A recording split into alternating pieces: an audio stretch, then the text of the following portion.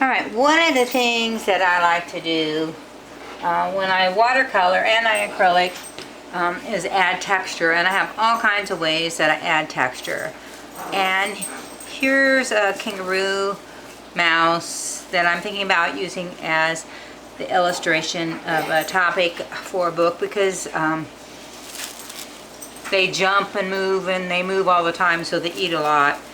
And so I thought I would do a little story where he eats a huge amount of things in a day, which is what they actually do, and have them count what he eats as he eats more and more and more. And really what they're doing is they're putting it, they look like they're eating it, but they're putting it aside and store it. So here's my possible little kangaroo mouse that I have drawn up here in my sketchbook, and then I have completed it on my watercolor paper. And this is just 140 pound 9 by 12 cold press watercolor. And I usually don't like to paint on paper that hasn't been attached down to something, but I'll give it a shot here. So if you're using wax paper, saran wrap, aluminum foil, it makes this cool pattern. This is acrylic on foam board, black foam board with white acrylic on it. And you can see the interesting abstract shapes. I could have a tree. I could have all kinds of, that makes a nice tree, that direction too. All kinds of things. Here's another one that I played with on black, because sometimes it's nice to try to play with things on black. And it kind of has another landscape type feel to it. So I've used it a lot, like in water, as background for flowers, as background for trees and landscapes. So I thought I'd give it a shot and try this on a little sample of this mouse background, and see what I can do to do a really quick wet on wet and show you how to do this background to add texture, which is one of the things that you could play with, is texture and space. So I've got a pretty big brush here in my water, and I am wetting my entire paper. My Westie speaking now to start to talk about something. She's over. She does her talking thing or her singing thing to music, or she's very verbal. Okay, so right now I've got everything wet, and I can add just a touch of blue to the sky. And you notice I'm using this great big brush to do this, because I do not want a solid color sky in the background. My mouse, if the blue and the colors get on my mouse, I could use some gouache and make it look more opaque, or I can make them very colorful. And since I'm just playing with this and thinking about what my character is going to look like, and they do not like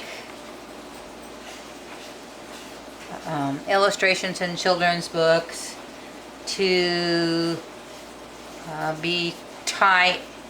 They prefer them to be loose and airy. On a whole lot of the books that I've looked at, I'm not going to worry about it. That I'll have fun and go from there and decide what I like and what I don't like. So that I might just leave alone for the sky.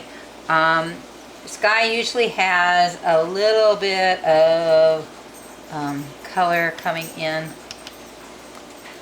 along the horizon.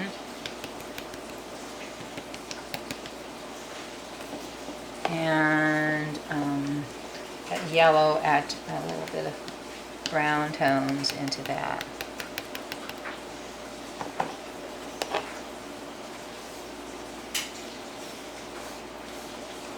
And they live, there's actually kangaroo rats, kangaroo mice in Texas. They live in Arizona. They live, there's different species of them. Sierra Nevada, in that area.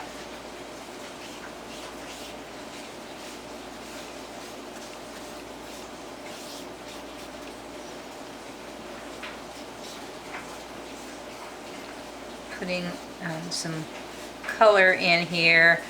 I'm not going to make it so precious that if some of it runs into my mouse, I'm going to worry about it, because that's just part of the fun of watercolor. And I'm not a person who's a real big believer in starting tight and doing the whole thing tight, because I think the whole reason why you watercolor is to be loose and free.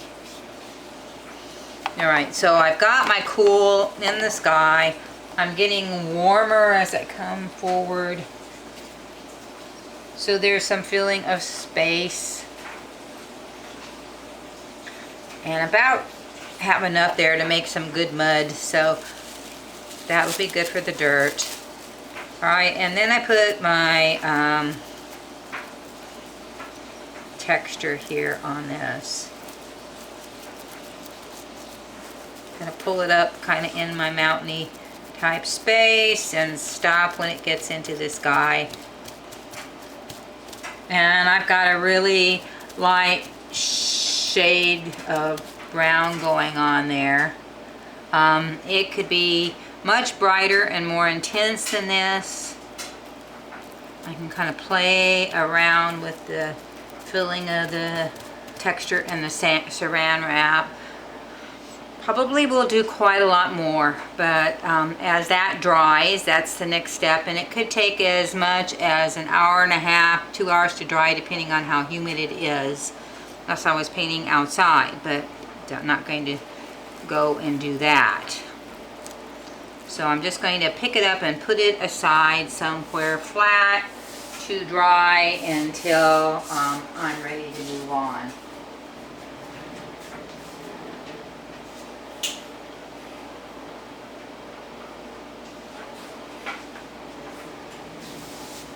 Okay, so on my other book that I'm working on right now, and that one I'm not sure if that's what I'm going to do or not, but it's a good experiment, and a lot of illustrators that I listened to this summer would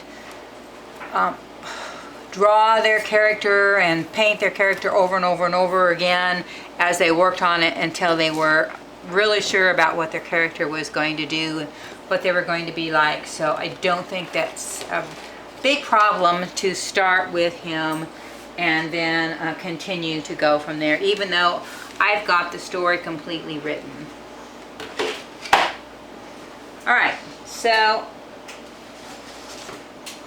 moving on to my acrylic. I'm going to be doing a technique called scumbling, and scumbling means you're pushing the paint into the background.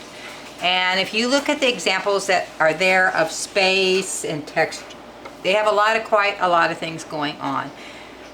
And I don't know that you can see from my picture here, but this page has 3 bears on it. That I have 2 cats, 1 mouse, 2 cats, 3 bears. And the bears are dancing and doing circus type things. One has a balloon, one has a drum, and he's balancing a ball on his foot. And I have this wildly crazy background that so that I can have texture and everything to paint and scumble it too. So how I get to that step and that point is you start with your white canvas, and got my paint. And this is kind of a fun way to put background on, and you can roll and press and brush anything into the paint at all that you want. So I'm going to keep my background colors on my example pretty light.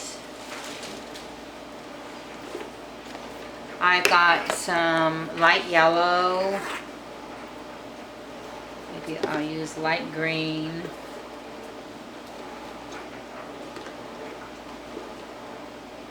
and turquoise and call it good with that. Not to run and make too many things knocked over. Alright, so I'm not even going to put this out on my plate because the first thing we're doing is tinting and toning the canvas. So I usually start, I could add some gesso in with it, but I probably have enough of a yellow color here to start with to get to the point of what I did on the other page.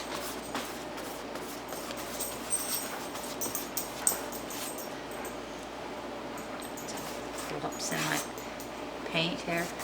Alright, and if you try to brush the whole incredible thing, go up and down and get it totally smooth that way, it usually doesn't end up as smooth as you would like. So this is actually a 3-inch brush. It's one of the brushes on the list that if you got it, you can use it. I also use really soft house painting brushes, if you can find that, and you can't find a brush like that. I use rollers. I have soft foam rollers that I use to play with background, to put gesso on my background, to start with color. So, and I am in the habit of painting my edge while I do that. If I end up with a finished piece that I like and it's sitting around and it's not on a wall yet, that if you pull your color around to your background, or say if I was going to send a whole bunch of canvases off to a book company, which I won't, I'll send the pictures of them off. The fact that the edges are done, it just looks a little bit more professional to me. So while that's still wet, I can go in and start adding texture or color of another one. I can add white in with that. I can add a little bit of another color. This is a golden fluid acrylic. I have high flow, I have fluid. I just got it out. It doesn't matter. It just allows me to put a little bit more texture into the piece, so that I not just have the background. You guys, cut it out. Pumpkin, cut it out.